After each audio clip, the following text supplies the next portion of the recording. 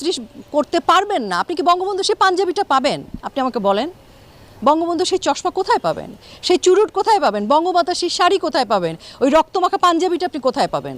বঙ্গবন্ধু যে ফোনে কথা বলেছে, যে ফোনে সিদ্ধান্ত দিয়েছে বাংলাদেশ জন্মের, ওইটা আপনি কোথায় পাবেন?